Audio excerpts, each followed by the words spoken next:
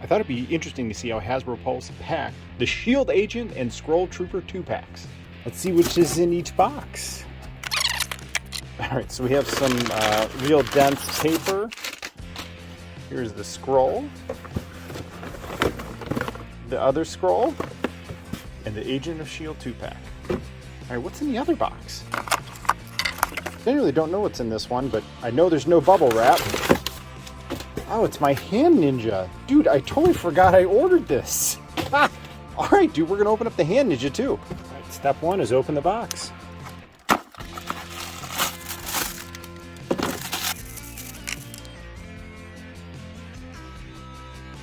The Skrulls are pretty minimalistic, but they're still really cool to have.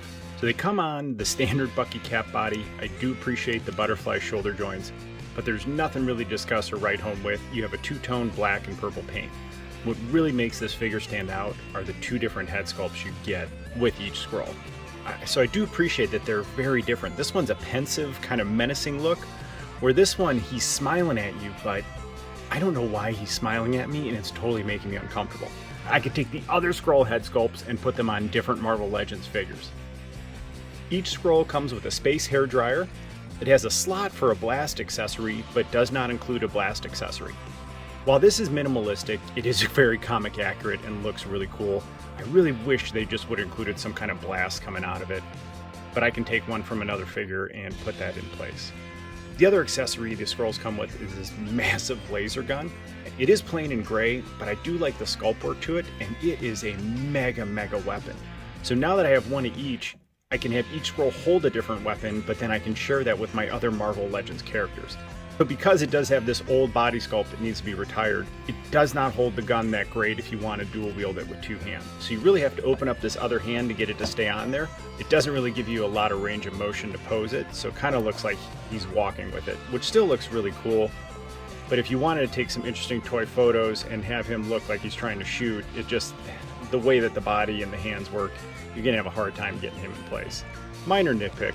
Overall, I'm really happy to have both these figures. One of the things I don't appreciate about this body is just how loose and wobbly all the joints are. I feel like whenever I'm moving it that this could snap off, and same with the knees. The knees are always loose and wobbly.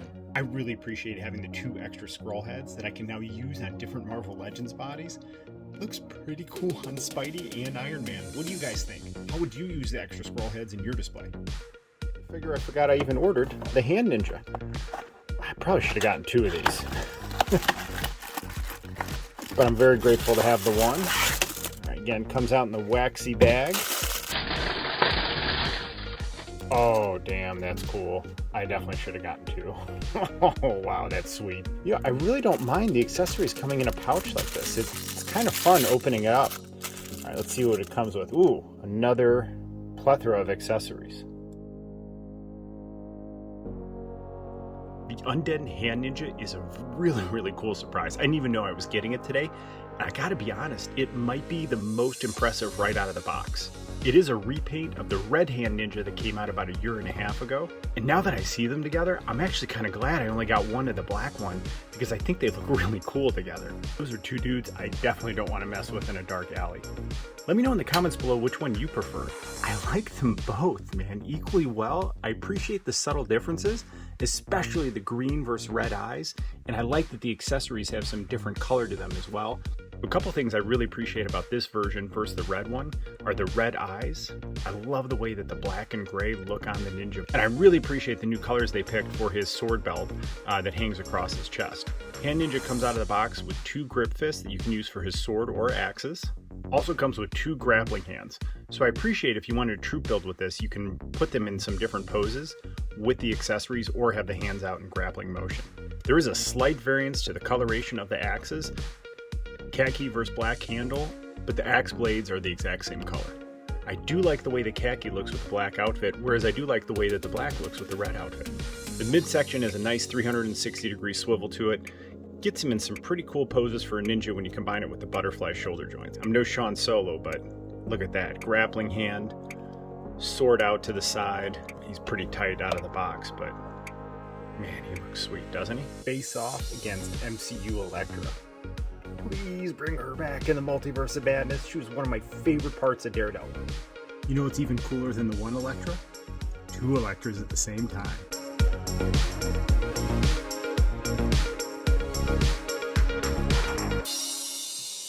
The Shield 2-pack.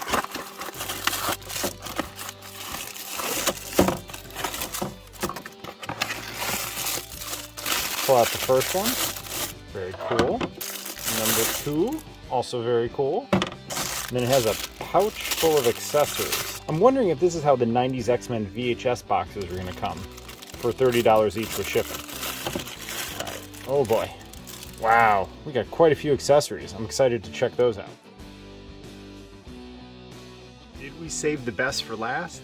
I don't know, man. I'm pretty excited about checking these out and the myriad of accessories. Right out of the box, they pop with their blue bodies and white accessories all over them. However, their ankles are frozen out of the box. I've been trying for several minutes and cannot move them. So I'm going to pause the video and go run them under hot water and hope I can tweak them, because as of right now, their ankles are frozen in these positions. Thank the toy gods. After about 20 seconds of hot water for both figures, the ankles are fixed and movable. Nothing really to talk here about the body sculpt. It's the same Bucky Cap body we've had for years. Wobbly knees, wobbly elbows. Does not come with a butterfly hinge or the shoulder joint, but does come out far. I love the deep navy blue color with the white accents. Going from the boots to the gloves, to the gunsling on the shoulder, to the white belt, and then the thigh belt with holster. The blue and white pop and look awesome. Figures come out of the box with 2 different helmet options. One is silver, one is red, and I really do appreciate the contrast and difference. Both figures come with a really cool shield emblem on the shoulder. So yes, they're plain and basic. However, man, in a sea of action figures, I just think the blue with white are going to contrast really nicely and will be standout figures in your collection. Outside of the blue and white contrast on the figures, what really makes this 2-pack incredible are the myriad of accessories that come with it. We already talked about the helmets with the silver and red visor on them, but it also comes with 3 different head sculpts. How cool is it for you to troop build and then be able to use these head sculpts, and you can create a myriad of different options? All 3 head sculpts look very well done. I appreciate the diversity that they offer. It's inclusive for everyone who collects. So I put on 2 out of the 3 head sculpts, and I think they look great, man. I kind of wish I got maybe another 1 or 2 of these packs so I could have some variety with the helmets as well as the head sculpts. So what's cool is for toy photos, I can completely mix it up. And then when I pose them in the display over time, I can mix them up for different reasons, or maybe these head sculpts can get used on different figures. I'm sure those of you who are really good at painting action figures could take these head sculpts, modify them slightly, and then use them on other action figures. But for me, I can just barely do a head swap. Now I'm picking the red visor as my favorite out of all 5 head options. Again, they're all great. I just like the way that the red visor looks with the blue and white body. Both figures come with a gun belt in their thigh and 2 hand pistols. So this slides in nicely there, and I really appreciate the aesthetic of having the thigh belt with a pistol that's removable. When you pull it back, it just adds an element to the figure that would be missing if it wasn't removable. So this one isn't removable, but in fairness, it does look really cool, and they gave us a removable one here, so that's a fair trade-off for the aesthetic. Both figures come right out of the box with trigger fingers, so I really do appreciate having those, but let's take a look at some of the other hand options. So we have 2 hand options displayed here. You have the single finger point, which I think is a really cool option, man. And I'm wondering if this white glove can be used on a lot of other action figures, but I like kind of the charging ahead pointed finger, or he's dressing him down like, I told you to keep those files hidden.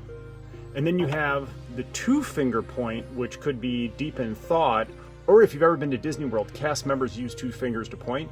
So maybe he's saying, yes, you would just go over there to Space Mountain. The 2 other hand options, a punching fist, pa-cha! Or a grip fist. Man, I love having all these accessories. And if you're troop building, just think of all the different ways you can pose them. Now I got to decide how I'm going to put them in the Nerdery. Do I want them to be holding the weapons I'm about to show you guys, or do I want to take advantage of the finger pointing? One of the things that can be really frustrating about Hasbro is it seems like many times the people who design the hands are completely working independent of people that design the weapons, and it just feels like they're not made to fit together. So for this agent, I have the trigger finger in the left hand, and he actually holds this large gun really, really well. If you want to have him holding it with 2 hands, it does take a little bit of work to get it in place.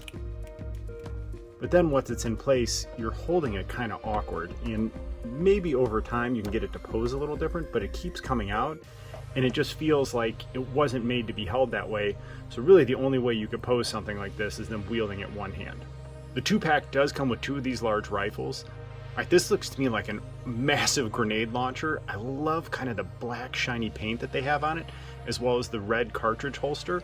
So I initially tried it in the trigger finger and it would not hold well at all, so I used the grip fist in the left hand and it holds it nicely, but as you can see, it holds it on a weird angle.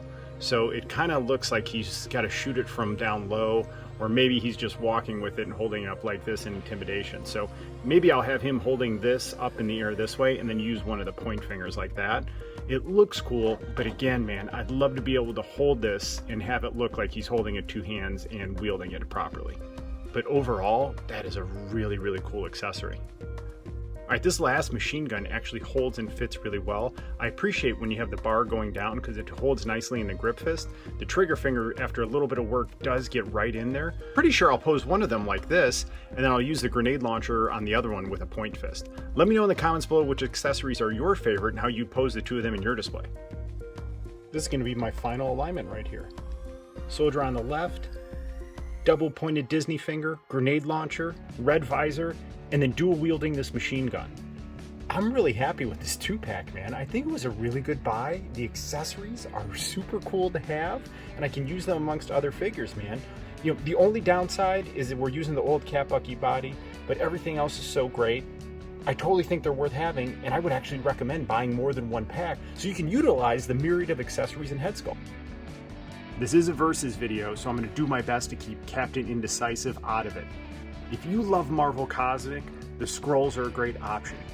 If you're into S.H.I.E.L.D., the S.H.I.E.L.D. agents are a great option. If you're into street level or supernatural Marvel comics, the Hand Ninja's a great option too, man. Each one of them brings different things and they're all worth owning. I love the 2 different Skrull heads. I love the way the purple and black look. The accessories are super plain and underwhelming. Hairdryer is actually pretty neat, but it could have used a blast effect. S.H.I.E.L.D. agents have the best accessories I've seen in probably years for Legends. You have 5 different head sculpts total, you have 4 different hand options, and then you have 4 different weapon options. I really do appreciate my final ending pose here. The Hand Ninja is probably the best crafted figure. I absolutely love the mold. The articulation on here is better than the other figures, and I really appreciate the red eyes on the head sculpt. This is a total copy of the red Hand Ninja that we got previously, so just like all these, they're repaints, repacks, but I think overall the Hand Ninja is executed the best as a figure. These have the best accessories, and I really do appreciate having the Skrulls because of the head sculpts, and having 2 packs of them allows me to put Skrull heads on different figures. Let me know in the comments below which of these is your favorite, and if you could only pick one, which would it be? Please honor the toy gods by subscribing to the Nerdery.